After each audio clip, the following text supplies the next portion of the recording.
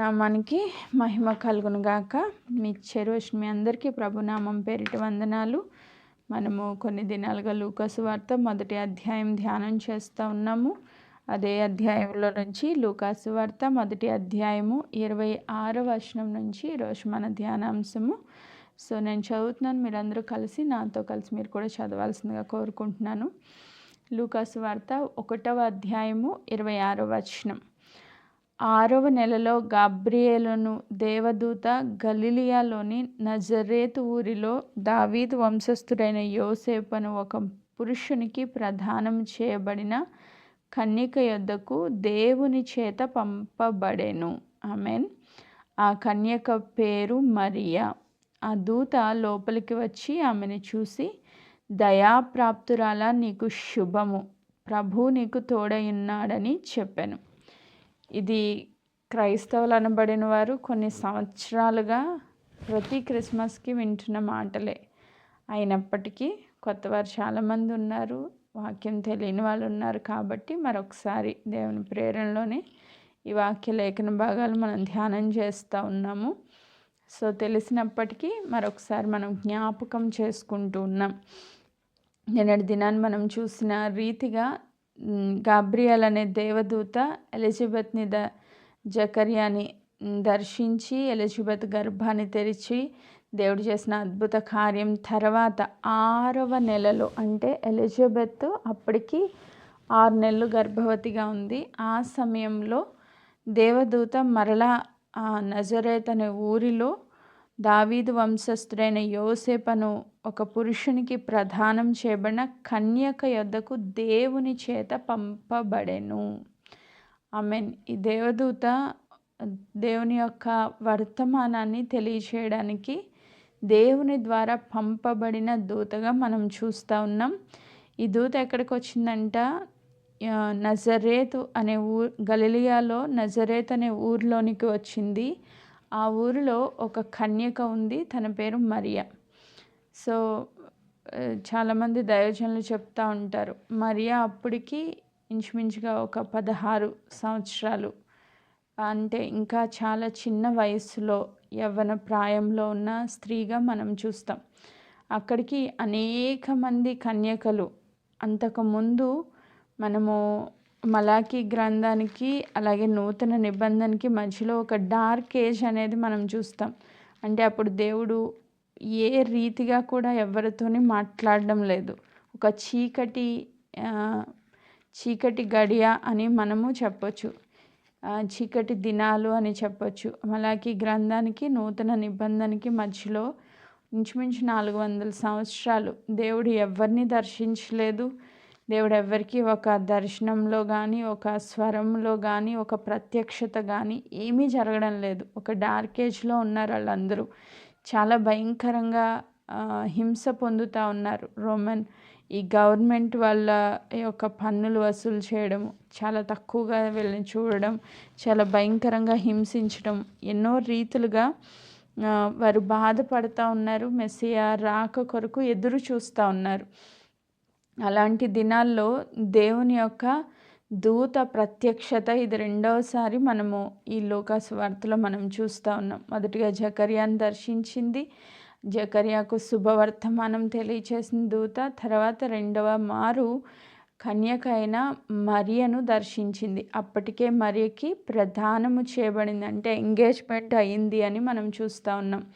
ఎవరితో ఎంగేజ్మెంట్ అయిందంట? దావీదు వంశస్థుడైన యోసేపును ఒక పురుషునికి ప్రదానము చేయబడిన కన్యక యొద్దకు దేవుని దూత దేవుని చేత పంపబడెను.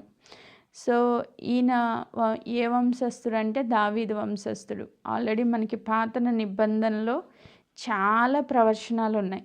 ముఖ్యంగా దావీదుకి దేవుడిచ్చిన వాగ్దానం ఏంటంటే, నీ సింహాసనాన్ని సూర్యుడున్నంత వరకు నేను స్థిరపరుస్తాను, నీ వంశంలో ఎల్లప్పుడూ ఒకడు ఆ సింహాసనం మీద ఆసీనుడై ఉంటాడు, ఆ సింహాసనం కొట్టివేయబడదు, సౌలుకు దూరం చేసినట్లుగా నా కృపను నీకు దూరం చేయను అని దేవుడు వాగ్దానం చేశారు, ఒక నిబంధన చేశారు.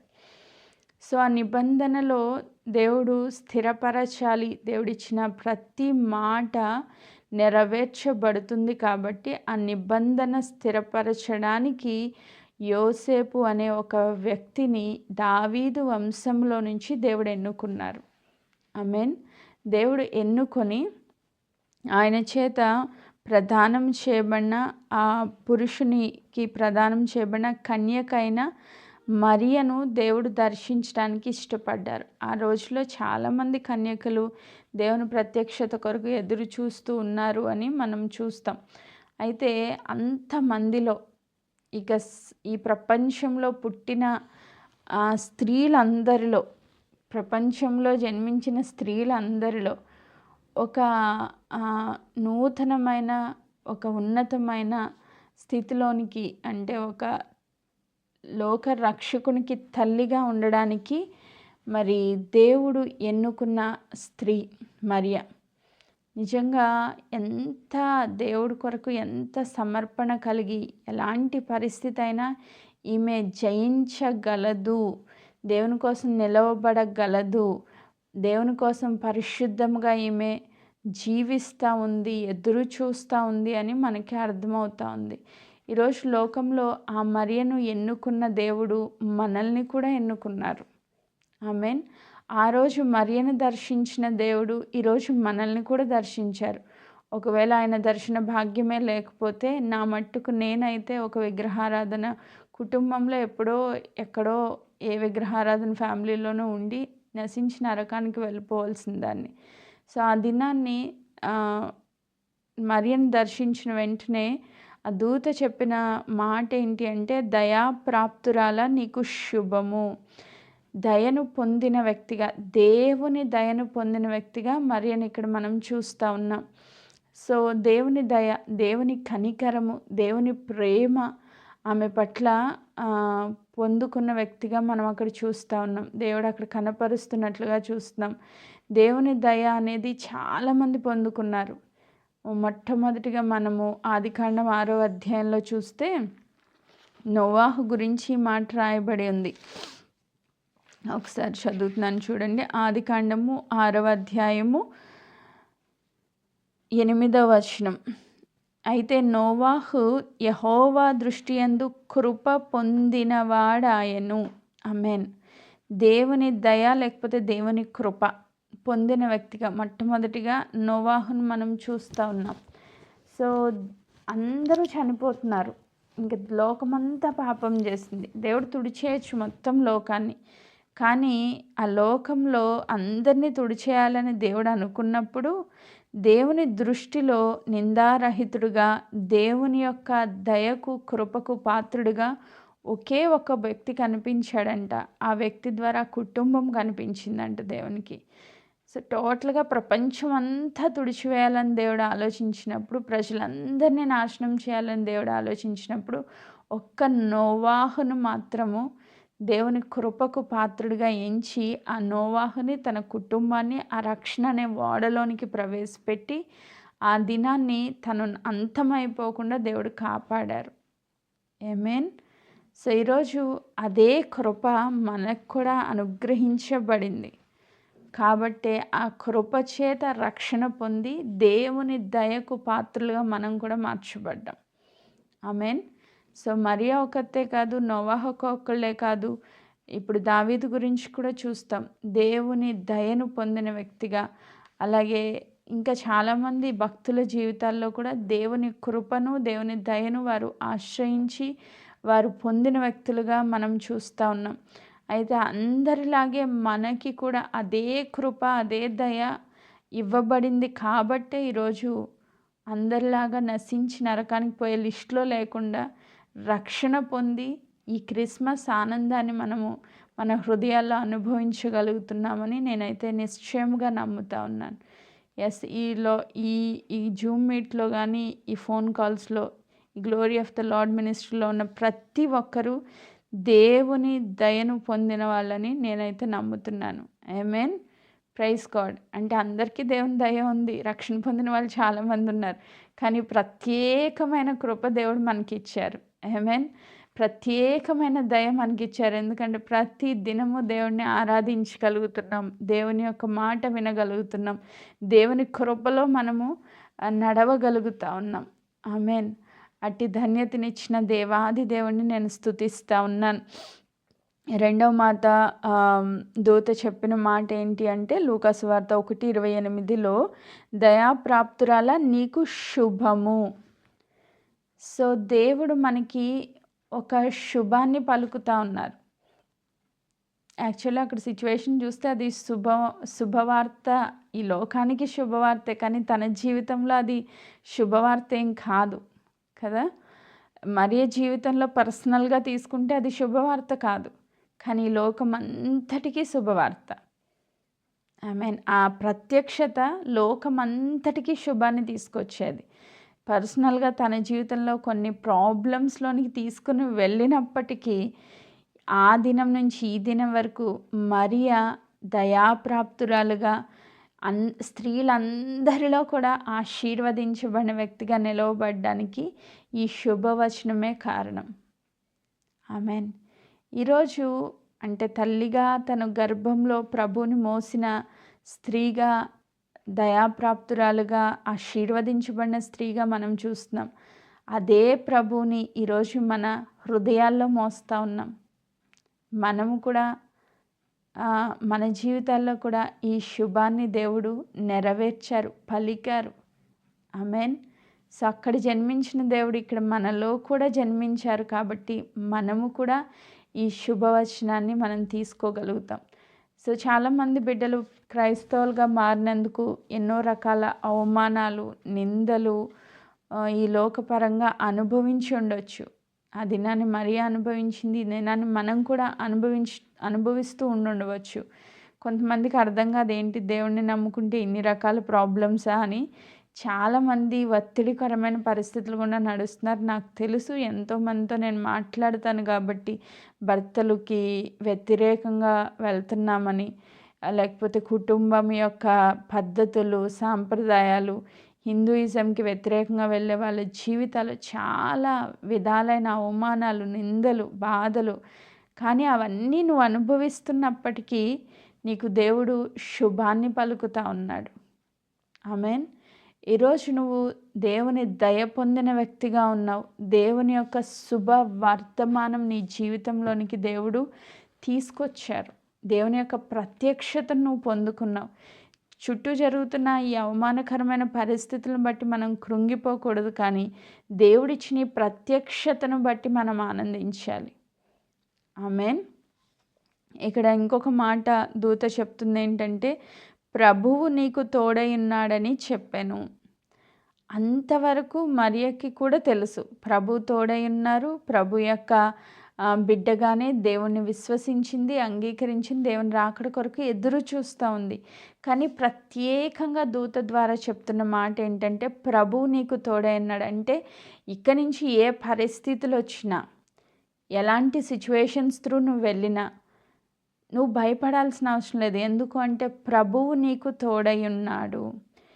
ఎవరి జీవితాల్లో అయితే దేవుని కృపా దయ పొందుకొని ఆ దేవుని యొక్క ప్రత్యక్షతను పొందుకుంటారో వాళ్ళందరికీ దేవుడు తోడై ఉన్న దేవుడు. ఆమేన్. మనం చూసాం మత్తయి సువార్తలో ఆయనకి ఉన్న ఒక నామము. మత్తయి సువార్త 1వ అధ్యాయము 23వ వచనం. ప్రభువు తన ప్రవక్త ద్వారా పలికిన మాట నెరవేరినట్లు ఇదంతా జరిగెను. ఇమ్మానుయేలను పేరునకు భాషాంతరమున దేవుడు మనకు తోడై ఉన్నాడని అర్థము.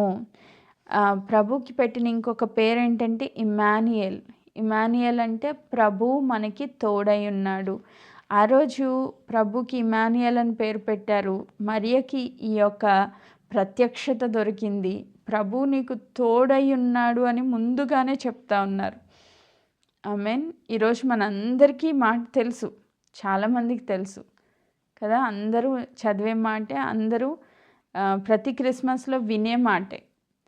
కానీ ఈరోజు నీ జీవితంలో, నీ పర్సనల్ లైఫ్లో, నీ కుటుంబ జీవితంలో, నీ వ్యక్తిగత జీవితంలో, నీ బిడ్డల జీవితంలో ప్రభువు తోడై ఉన్నాడని నువ్వు అనుభవపూర్వకంగా ఎరుగుతున్నావా అన్నది ప్రశ్న. ఆమేన్. ప్రభు తోడైన వాళ్ళు ఎలా ఉంటారు? సింహం వలె ధైర్యంగా ఉంటారు. నేను చాలామందితో మాట్లాడుతూ ఉంటాను కాబట్టి, అమ్మ ఏమైంది అంటే బోరుమని ఏడ్చేవాళ్ళు కొంతమంది ఉంటారు. నాకు భయమేస్తుందండి ఏం జరిగిపోద్దో అని. రిపోర్ట్స్ చూస్తే భయంకరమైన రిపోర్ట్స్ వచ్చినాయి. యెస్, క్యాన్సర్ డిటెక్ట్ అయింది, మళ్ళీ వచ్చేసింది. అయితే ఏంటి? ప్రభు మీకు తోడై ఉన్నారు. ఆమేన్. ప్రభు తోడైన బిడ్డలు ఎలా ఉంటారంటే షద్రకు మెషకు అబేద్నెగోలా ఉంటారు. అగ్నిగుండంలో నిలబెట్టినా వాళ్ళు భయపడ్డారా? భయపడలేదు. ఎందుకంటే ప్రభు వాళ్ళకి తోడై ఉన్నారని వారు గుర్తించారు. వాళ్ళకి తెలుసు, రాజుకు తెలియడం కోసం ప్రభు దిగొచ్చారు అంతే. ఆమేన్. వాళ్ళకి ఆల్రెడీ తెలుసు ప్రభు తోడై ఉన్నారని. కాబట్టి ఎలాంటి సిచ్యువేషన్లోకైనా ధైర్యంగా వెళ్ళిపోయారు వాళ్ళు.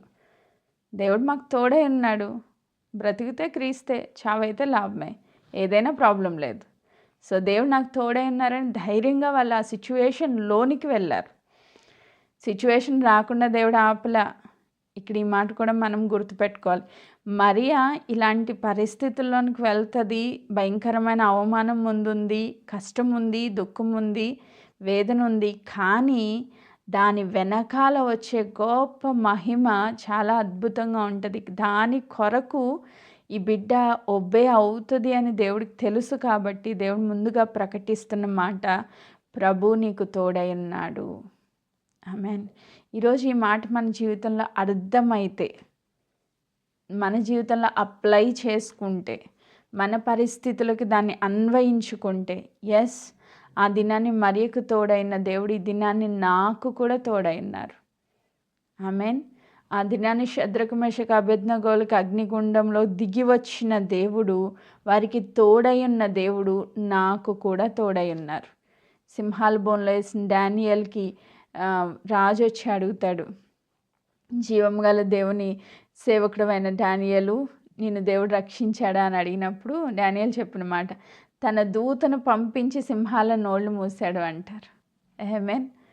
సో దేవుని యొక్క దూతల పరిచర్య, అలాగే ప్రభు యొక్క సన్నిధి ఎల్లప్పుడూ మనకి తోడుగా ఉంటుంది. నీ పరిస్థితి ఎలా ఉందో నాకు తెలియకపోవచ్చు. ఈరోజు కొంతమందికి హార్ట్ సర్జరీస్కి సిద్ధపడుతున్నారు, కొంతమంది కీమోస్ తీసుకుంటున్నారు, రేడియేషన్స్ తీసుకుంటున్నారు, భయంకరమైన శ్రమల గుండా నడుస్తున్నారు. ఎస్, శ్రమలు రావని దేవుడు చెప్పలేదు. శరీరంలో ఉన్నాము కాబట్టి సాధారణంగా మనుషులకు కలుగు ప్రతి శోధన మీరు కూడా ఫేస్ చేస్తారు. బైబిల్ ఎప్పుడూ శ్రమ రాదు అని చెప్పలేదు. శ్రమలు వస్తాయి, కానీ దానిలో నేను నీకు తోడై ఉన్నాను అని దేవుడు చెప్తున్నారు. ఆమేన్. దానిలో నీకు జయాన్ని ఇస్తాను అని దేవుడు చెప్తున్నారు. నేను లోకాన్ని జయించాను కనుక మీరు కూడా జయించండి అని చెప్తున్నారు. సో ప్రభు తోడైన వ్యక్తిగా నువ్వు ఎలా ఉండాలి అంటే, ప్రతి పరిస్థితిలో ధైర్యంగా ఉండాలి, భయపడకూడదు. ఈ భయాన్ని మనం జయించాలి అంటే, ఇమ్మానుయేల్ దేవుడు నాతో ఉన్నాడు, ఎల్లప్పుడూ నాకు తోడై ఉన్నాడు, నేను ఒంటరి దానిని కాదు, ఈ పరిస్థితిలో నేను ఒక్కదాన్నే ఫేస్ చేయట్లేదు, నాతో పాటు నా ప్రభువు కూడా ఉన్నారని నువ్వు నమ్మగలిగితే నీలో కూడా ఆ ధైర్యం వస్తుంది. ఆమేన్. నీలో కూడా ఆ కాన్ఫిడెన్స్ వస్తుంది. ఆమేన్. పిరికితనం కలిగిన ఆత్మను దేవుడు మనకి ఇవ్వలేదు, దత్తపుత్రాత్మని ఇచ్చారు. అప్పటికి మరియకి ఇంత ప్రత్యక్షతలు లేవు చెప్పాలంటే. మనకి వాక్యం ఉంది, సపోర్ట్ చేసి ప్రేయర్ చేసే వ్యక్తులు ఉన్నారు, మనకి ఇంత పరిచర్య జరుగుతూ ఉన్నప్పటికీ ఇంకా భయంలో బ్రతుకుతున్నాం. ఆ దినాల్లో వాళ్ళకి పాస్టర్లు ఉన్నారా, వాళ్ళకి ఏం జరుగుతుందో చెప్పేవాళ్ళు ఉన్నారా, భవిష్యత్తు ఏంటి వాళ్ళకి అర్థమవుతుందా? కేవలం ఒకసారి దూత వచ్చి ప్రత్యక్షమై ఈ సిచ్యువేషన్ ఎక్స్ప్లెయిన్ చేసి వెళ్ళిపోయింది అంతే. కానీ వాళ్ళు ఎంత విశ్వాసం ఉంచారు, ఎంత నమ్మకం పెట్టుకున్నారు ప్రభు మీద, ఎంత విధేయత చూపించారు దేవునికి. ఈరోజు ఇంత దేవుడు ప్రత్యక్షత మనకి ఎక్కువగా ఉన్నప్పటికీ, సిలువ తర్వాత మనం బ్రతుకుతున్నప్పటికీ కూడా మనం ఇంకా భయంలో బ్రతుకుతున్నాం. వాళ్ళు సిలువ ముందున్నారు, సిలువ తర్వాత కాదు వాళ్ళు ఉన్నది. సిలువ ముందు ఏం జరగబోతుందో వాళ్ళకి క్లియర్గా తెలీదు, అంత ప్రత్యక్షత లేదు వాళ్ళకి. కానీ సిలువ తర్వాత మనకి సమస్తము బయలుపరచబడింది. అయినా మనం భయపడుతున్నాం, అయినా మనం పిరికి వాళ్ళగా ఉన్నాం, అయినా మనకి ఇంకా విశ్వాసం సరిపోవడం లేదు. ఎందుకు మరి నాకు తెలియట్లేదు. పరిశుద్ధాత్మ దేవుని యొక్క నడిపింపులో ఉన్న ఏ ఒక్కరు కూడా ఏ పరిస్థితి అయినా భయపడరు. ఆమేన్. సో నువ్వు దేవుని ఆత్మ నడిపింపులో ఉన్నావో లేదో ఒక్కసారి చెక్ చేసుకోవడం మంచిది. ఈరోజు ప్రభు చెప్తున్నారు, రెండు మాటలు ఈరోజు మనం ధ్యానం చేసింది. ఒకటి, నువ్వు దయ పొందిన దానవు లేదా నువ్వు దయ పొందిన వాడవు. ఆమేన్. సో దేవుడు నీ జీవితంలో శుభం పలుకుతూ ఉన్నారు. ఆమేన్. నీ జీవితంలో జరుగుతున్న ప్రతి పరిస్థితుల వెనకాల ఒక గొప్ప ఆశీర్వాదం ఉంది. కాబట్టి నువ్వు దాన్ని ఒక కీడుగా కాకుండా ఒక మేలుగా నువ్వు దాన్ని రిసీవ్ చేసుకోవాలి. ప్రతి సిచ్యువేషన్ని ఒక మేలుగా మనం రిసీవ్ చేసుకున్నప్పుడు, దేవుని దయ మనపై ఉంది అని మనం గుర్తెరిగినప్పుడు, ఆయన కృపకు పాత్రలుగా మనల్ని దేవుడు ఎంచారు అని మనం గుర్తెరిగినప్పుడు మనం దేనికి భయపడాల్సిన అవసరం లేదు. రెండవ మాట, ప్రభు మనకి తోడై ఉన్నారు. ఆమేన్. నువ్వు వెళ్తున్న ప్రతి పరిస్థితిలో దేవుడు నీకు తోడై ఉన్నారు. ఆయన నిన్ను ఎన్నడూ విడువని ఎడబాయని దేవుడిగా, ఇమ్మాన్యుయేల్ దేవుడిగా నీకు తోడై ఉన్నారని మరొక్కసారి ప్రభు జ్ఞాపకం చేస్తూ ఉన్నారు. ఆమేన్. ప్రతిసారి వింటున్న మాటలే కదా అని నువ్వు దాన్ని లైట్గా తీసుకోవద్దు. నీ జీవితంలో ప్రభు తోడై ఉన్నారని ఈరోజు నీ ఆత్మలో నువ్వు విశ్వసించగలిగితే నీకన్నా ధైర్యవంతులు ఇంకెవరు లేరు. ఎంతమంది విశ్వసిస్తున్నారు? Praise God. మీ అందరి హృదయాల్లో మీరు ఈ ప్రశ్నకి జవాబు చెప్పుకోండి. బయటికి చెప్పాల్సిన అవసరం లేదు. కానీ ఎంతమంది ప్రభు నాకు తోడై ఉన్నారని విశ్వాసంతో నమ్ముతున్నారు? నా జీవితంలో ప్రతి పరిస్థితిలో ప్రభు నాకు తోడై ఉన్నారు. అది సర్జరీస్ అయి ఉండొచ్చు, మరణకరమైన పరిస్థితులు అయి ఉండొచ్చు, ఎలాంటి సిచ్యువేషన్స్ అయినా దేవుడు నాకు తోడై ఉన్నారు. ఈ క్రిస్మస్లో దేవుడిచ్చే గొప్ప సందేశం ఇదే. ఆయన పరలోకం విడిచిపెట్టి భూలోకానికి రావడం ఎందుకు? మనకి తోడై ఉండడానికే వచ్చారు ఆయన. ఆమేన్. మనకి తోడై ఉండడానికే వచ్చారు. ఇమ్మాన్యుయేల్ దేవుడిగానే వచ్చారు. ఆమేన్. Praise God. దీన్ని మనం అర్థం చేసుకోగలిగితే నిజమైన క్రిస్మస్ ఆనందాన్ని మన జీవితాల్లో అనుభవించగలుగుతాం. అట్టి కృపను దేవుడు మనందరికీ అనుగ్రహించును గాక. దేవుడి వాక్య భాగమును దీవించును గాక. ఆమేన్.